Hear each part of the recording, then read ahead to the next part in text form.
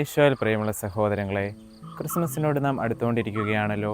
ഇന്ന് തിരുസഭ നമുക്ക് ധ്യാനിക്കാനായി തന്നേക്കുന്ന സുവിശേഷ ഭാഗം വിശുദ്ധ യോഹന്നാൻ്റെ സുവിശേഷം 5-ാം അധ്യായം 31 മുതൽ 36 വരെയുള്ള തിരുവചനങ്ങളാണ്.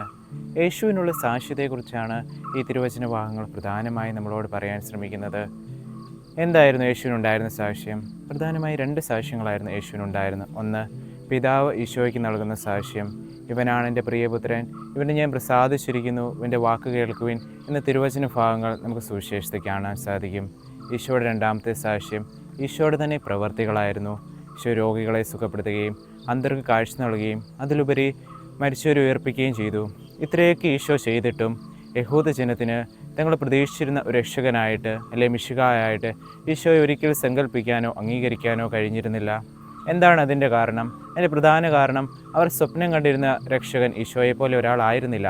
അവർ സ്വപ്നം കണ്ടിരുന്നത് ദാവീദ് രാജാവിനെ പോലെ ഒരു പൊളിറ്റിക്കൽ ലിബറേറ്ററിനെയായിരുന്നു. റോമാ സാമ്രാജ്യത്തിൻ്റെ അടിമത്തത്തിൽ നിന്ന് തങ്ങളെ രക്ഷിക്കുമെന്ന ഒരു രാജാവിനെയാണ് അവർ ഈശോയിൽ പ്രതീക്ഷിച്ചിരുന്നത്. പക്ഷേ ഈശോയിൽ അതവർക്ക് കാണാൻ സാധിച്ചിരുന്നില്ല. രക്ഷകനെക്കുറിച്ചുള്ള പ്രവചനങ്ങൾ കേൾക്കുമ്പോഴും വായിക്കുമ്പോഴും അവരെപ്പോഴും സ്വപ്നം കണ്ടിരുന്ന ഇതാണ്. പ്രിയമുള്ളവരെ, നമ്മളും ചിലപ്പോഴൊക്കെ യഹൂദ ജനത്തെ പോലെ ചിന്തിക്കാറില്ലേ?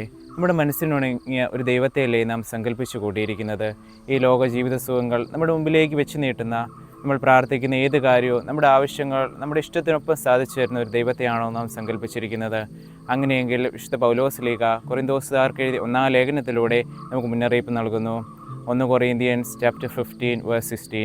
ഈ ലോക ജീവിതത്തിന് വേണ്ടി മാത്രമാണ് നമ്മൾ യേശുക്രിസ്തുവിൽ പ്രത്യാശ വെച്ചിട്ടുള്ളതെങ്കിൽ നമ്മൾ മറ്റെല്ലാ മനുഷ്യരെക്കാൾ നിർഭാഗ്യരാണ്. പ്രിയപ്പെട്ടവരെ, ഈശോ നമുക്ക് ഭൗമിക അനുഗ്രഹങ്ങൾ നൽകും. അതിലേക്കാളുപരി ഈശോ ആഗ്രഹിക്കുന്നത് നമുക്ക് നിത്യജീവൻ നൽകാനാണ്. എനിക്കും നിനക്കും നിത്യജീവൻ ഉണ്ടാകാൻ വേണ്ടിയാണ് അവൻ ഈ ലോകത്തിലേക്ക് വന്നത്. ഈ ക്രിസ്മസ് കാലം നമുക്ക് നിത്യജീവൻ നൽകാമെന്ന ഈശോയെ നമുക്ക് കൂടുതൽ അറിയാനായി ശ്രമിക്കാം. താങ്ക്